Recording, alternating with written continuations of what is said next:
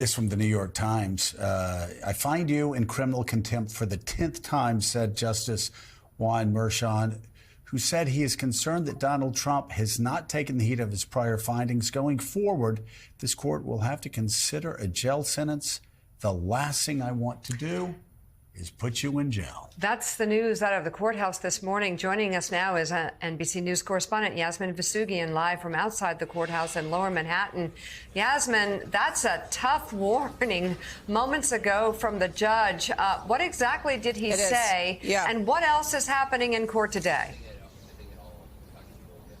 Yeah, it was a big moment, I think, Mika. We were awaiting a decision on the possible contempt charges for the former president, violations of the gag order, 4 of them separately that were issued last week. And we were awaiting a decision from Judge Juan Merchan, and he kind of took us through some major moments early this morning as court got up and going and kind of talking about the gravity of a situation, about putting a former president of the United States, and he said even possible future president of the United States, in jail for contempt of court, and the fact that it would also involve Secret Service if he were to be put in jail, if he were to violate this gag order. He understands and sees that the $1,000 fines is not really making any difference, and knows, though, that he has a job to do in spite of how difficult the decision may be, he said. Although he is not putting him in jail for now, it seems to be yet another threat for the former president to not continue to violate this gag order. We're awaiting that official decision, Mika, because it was handed over to both the prosecution and the defense. They did not read that from the bench. When we get it, I'm going to bring it to you. But nonetheless, it seems like the judge is ready, willing, and prepared to put the former president in jail if he continues to violate the gag order. But again, understanding the gravity of that situation and really what it would go into in making that decision happen, right, with Secret Service and everything like that. Let me talk about the witness that's now taking the stand, Mika, and it is Jeff McConney, a longtime controller. I'm going to look down at my phone as I'm reading this to you because we're just getting this information in the Trump Organization, working directly with former Trump CFO Alan Weisselberg. McConney testified in both the Trump civil fraud trial along with the Trump payroll corporation trial as well. Let me walk you through some of what we're learning about McConney and what he said. He forwarded an invoice on February 14th of 2017, Mika, and likely to testify to this invoice saying, post to legal expenses. This is in quotes. Put retainer for the months of January and February of 2017 in the description. So you think about, and we talk about what this week is really going to be about, right? And it is all about fraudulently the fraudulent records, right? That is what this really comes down to. The last week of testimony, the last 2 weeks of testimony, I should say, was really about setting up the timeline, creating this sense of a former president of the United States running for election, right? In the lead up to November, and how he was desperate to win that election. And it was the timeline, some of the testimony that we heard from Hope Hicks. We are now moving to the point in which they want to talk about the falsifying of the business records and how it all went down. And it seems like this individual, this next witness that is taking the stand, the jury is coming in right now, is going to speak to exactly that, right? The understanding as to whether or not the former president knew what he was doing when he put in his business records that this was for legal expenses as he reimbursed Michael Cohen. And so we're going to wait and see and hear the testimony from this individual now. And then, of course, Mika, we got to look ahead to some of those star witnesses, right? Stormy Daniels, also known as Stephanie Clifford. She could be taking the stand later on this week, whether or not the former president decides to testify himself on behalf of the defense. And then that star witness, who I got to say seems like he's already on trial. We've heard about him thousands and thousands of times at this point, Michael Cohen.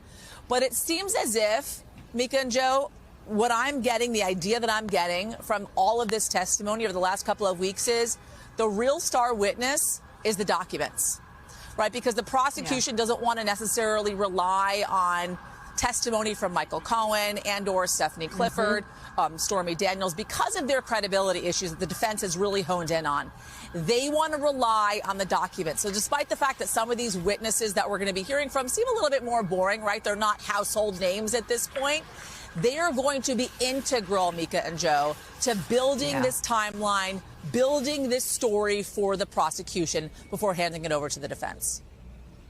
All right. NBC's Yasmin Vasugian, thank you very much.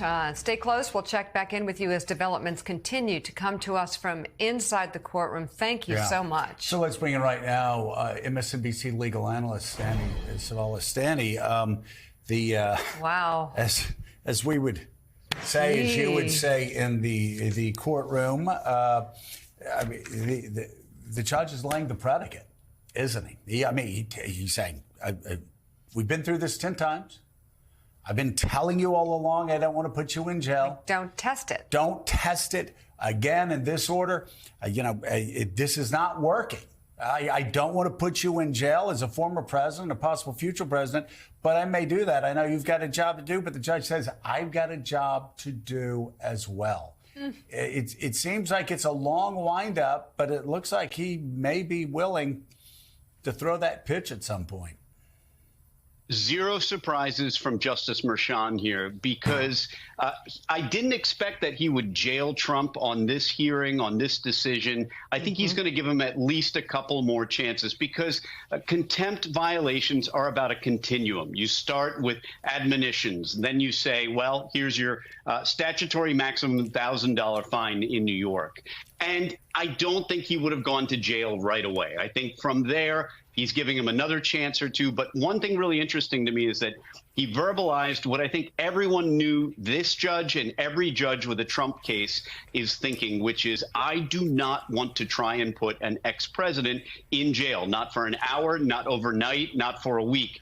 It will be a logistical, administrative nightmare, to say nothing of the fact that he has to be flanked by Secret Service agents. The issues involved make it so I don't think any judge wants to do that. And Justice Merchan just confirmed that this morning. But Danny, does it not say something, though, by the judge bringing that up? I don't want to do this because of the logistical problems, even referring to the Secret Service. But saying, but I will do it if you keep doing and saying and violating the way you are. I think him bringing up the difficulties only made it more poignant that he's saying, but I will do that if you keep this up. Oh, absolutely. The judge is saying that this is absolutely on the table and that jail could happen. And in fact, I think that might justify him doing it sooner rather than later. I mean, maybe one more chance. It really depends on the nature of Trump's continued violations. And of course, every violation after this moment, arguably since the first decision, would be a violation when Trump was on notice. 2 weeks ago, 3 weeks ago, you could argue, hey, well, Trump wasn't really sure how the judge would interpret the gag order. But at this point, it's pretty clear to Trump what is and what is not going to get the judge willing to find contempt, because the judge has denied, at least in some instances, the prosecution's allegations of contempt, but largely found that Trump's tweets, when challenged, did fall within the gag order and that Trump violated them. So this is fair warning to Donald Trump. Even though gag orders are constitutionally suspect, Donald Trump knows in this court with this gag order what is to be expected going forward. MSNBC legal analyst Stani Savala, thank you very much. And we will be right back with much more Morning Joe.